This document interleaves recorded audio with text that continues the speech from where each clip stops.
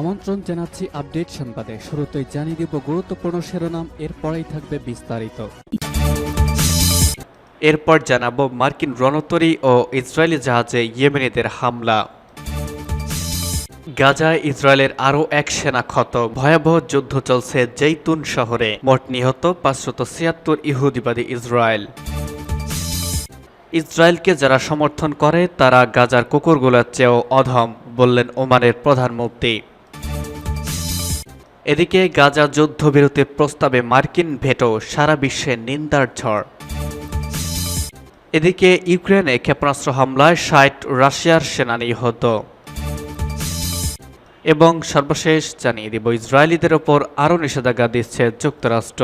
শুনছিলেন সংবাদ শিরোনাম, এখন বিস্তারিত। তার আগে অনুরোধ থাকবে ভিডিওতে একটি লাইক দিন এবং কমেন্টস করে জানিয়ে দিন কোন জেলা থেকে বা কোথা থেকে আমাদের সঙ্গে যুক্ত রয়েছেন। মার্কিন রণতরী ও ইসরায়েলি জাহাজে ইয়েমেনিদের হামলা। ইয়েমেনের সশস্ত্র গোষ্ঠী হুতিদের হামলায় অস্থিতিশীল লোহিত সাগর। গোষ্ঠীটির মোকাবেলায় নাজেহাল হয়ে পড়েছে মার্কিন জোট। এবার মার্কিন রণতরী ও ইসরায়েলি জাহাজে হামলা চালিয়েছে। আল জাজিরার এক প্রতিবেদনে তথ্য জানানো হয়েছে। হুতিরা জানিয়েছে তারা লোহিত সাগরে প্রবেশমুখে ইডেন উপসাগরে ইসরায়েলি জাহাজে হামলা চালিয়েছে। হামলার শিকার জাহাজটির নাম MSC সিলভার। জাহাজটিকে লক্ষ্য করে বেশ কয়েকটি ক্ষেপণাস্ত্র ছোড়া হয়েছে। গোষ্ঠীটির সামরিক মুখপাত্র ইয়াহিয়া সারি বিষয়টি নিয়ে বিস্তারিত কিছু বলেননি, তবে একটি বিবৃতিতে তিনি বলেছেন তারা আরব সাগর ও লোহিত সাগরে মার্কিন রণতরীকে লক্ষ্য করে হামলা চালিয়েছে। এছাড়া ইসরায়েলি রিসোর্ট শহরে ইলিয়াতেও হামলার দাবি করেছে গোষ্ঠীটি। সামুদ্রিক নিরাপত্তা বিষয়ক ব্রিটিশ প্রতিষ্ঠান এমরে জানিয়েছে মঙ্গলবার হামলার শিকার হওয়া জাহাজটি লাইবেরিয়ার পতাকাবাহী। এটি সোমালিয়ার দিকে যাওয়ার সময় হামলার শিকার হয়েছে। প্রতিষ্ঠানটির অ্যাডভাইজারি নোটে বলা হয়েছে হুতিরা এটিকে ইসরায়েলি জাহাজ হিসেবে চিহ্নিত করেছে। এটি নিয়মিতভাবে ইসরায়েলি বন্দরে যাতায়াত করত। অপারেটরটিতে GIM এর সহযোগিতায় তালিকাভুক্ত করা হয়েছিল। GIMM হল ইন্টিগ্রেটেড শিপিং সার্ভিসেস লিমিটেডের সংক্ষিপ্ত রূপ। এটি ইসরায়েল ভিত্তিক আন্তর্জাতিক শিপিং কোম্পানি। এদিকে বার্তা সংস্থা রয়টার্স মার্কিন কর্মকর্তাদের দুটি সূত্রের বরাতে জানিয়েছে ইয়েমেনের কাছাকাছি এলাকায় ইরানপন্থী সশস্ত্র গোষ্ঠী তাদের MQ-9 রিপার সামরিক ড্রোন ভূপাতিত করেছে। যুক্তরাষ্ট্রের সঙ্গে পাল্টা হামলার মধ্যে এই নিয়ে দ্বিতীয়বার এমন ঘটনার মুখোমুখি হয়েছে দেশটি। মার্কিন প্রতিরক্ষা দপ্তর পেন্টাগনও ড্রোন ভূপাতিতের বিষয়টি নিশ্চিত করেছে।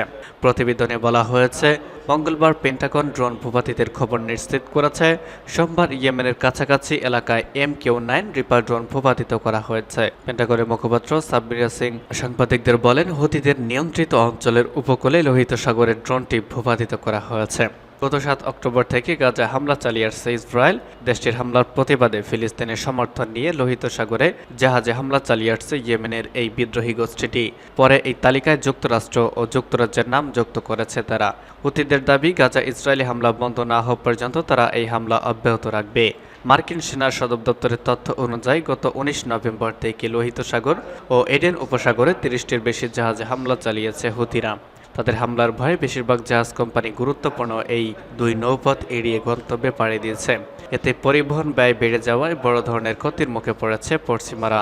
হুতিদের এসব হামলার জবাবে ইয়েমেনের ইরানপন্থী এই গোষ্ঠীটির সামরিক স্থাপনা একের পর এক পাল্টা হামলা করে আসছে যুক্তরাষ্ট্র ও যুক্তরাজ্য। গাজা ইসরায়েলের আরও এক সেনা নিহত, ভয়াবহ যুদ্ধ চলছে জৈতুন শহরে, মোট নিহত 576। ফিলিস্তিনের অবরুদ্ধ গাজা উপত্যকার জৈতুন শহরে ইহুদিবাদী ইসরায়েলের আরও এক সেনা নিহত হয়েছে। এ নিয়ে গাজা উপত্যকায় স্থল আগ্রাসন চালাতে গিয়ে ইসরায়েলের 237 সেনা নিহত হলো। গত 7 অক্টোবর গাজা থেকে ইসরায়েলের ভেতরে অভিযান চালায় ফিলিস্তিনের প্রতিরোধ যোদ্ধারা।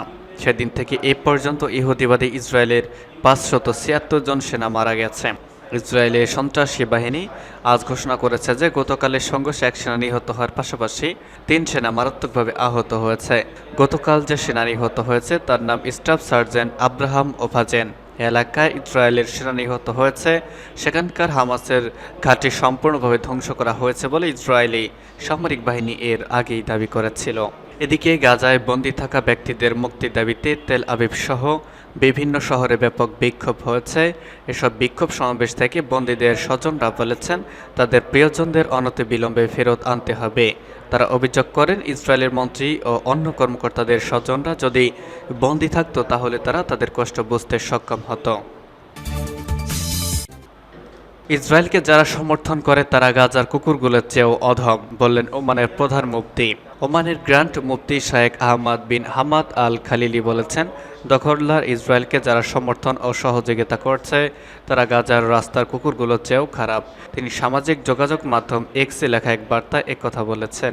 গাজা স্থল হামলায় অংশগ্রহণকারী ইসরায়েলি সেনাদেরকে গাজার রাস্তার কুকুরগুলো কামড়ে দেওয়ার চেষ্টা করছে বলে হিব্রু গণমাধ্যমের খবর প্রকাশিত হওয়ার পর ওমানের প্রধান মুফতি একথা বললেন। শায়েখ Ahmad bin Hamad Al Khalili আরও বলেছেন, গাজার রাস্তার ক্ষুধার্ত কুকুরগুলো ইসরায়েলি সেনাদেরকে উৎপাত করছে, কুকুরগুলো অন্তত দখলদার সেনাদেরকে সহযোগিতা করছে না। ওমানের এই বিজ্ঞ আলেম প্রশ্ন করে বলেন, সত্যের পথে যারা আছে তাদেরকে সমর্থন ও সহযোগিতা না করা, যারা ইহুদিবাদীদেরকে সমর্থন করা দিচ্ছে তাদের কি আল্লাহর ভয় নেই? তারা কি আল্লাহর প্রতিশোধের ভয় করে না?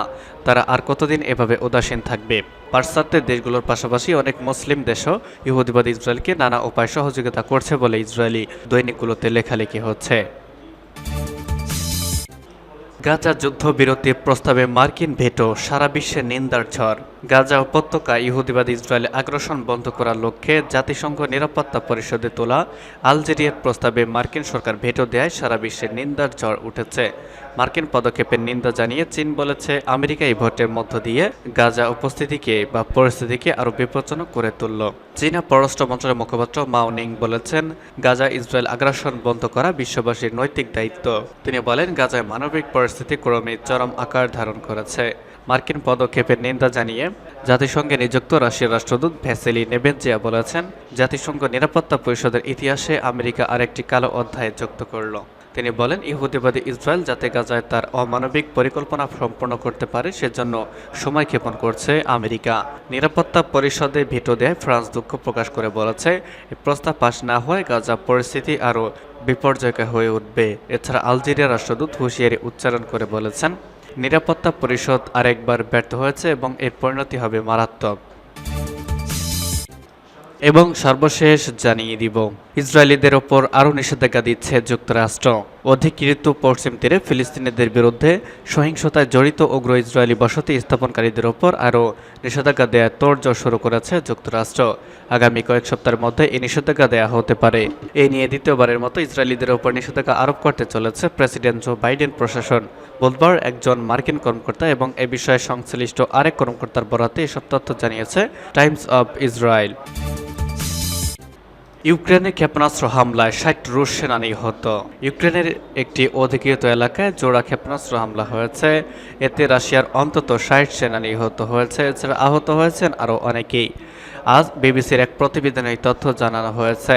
ইউক্রেনের নিরাপত্তা সূত্রের বরাতে সংবাদ মাধ্যমটি জানিয়েছে, বুধবার দনেৎস্ক শহরের রুশ নিয়ন্ত্রিত অঞ্চলে ক্ষেপণাস্ত্র হামলা করা হয়। রুশ সামরিক বাহিনীর এক শীর্ষ কর্মকর্তা ওই অঞ্চলে পৌঁছানোর কথা ছিল। এর জন্য সেখানকার একটি প্রশিক্ষণ শিবিরে সেনারা জড়ো হয়েছিলেন।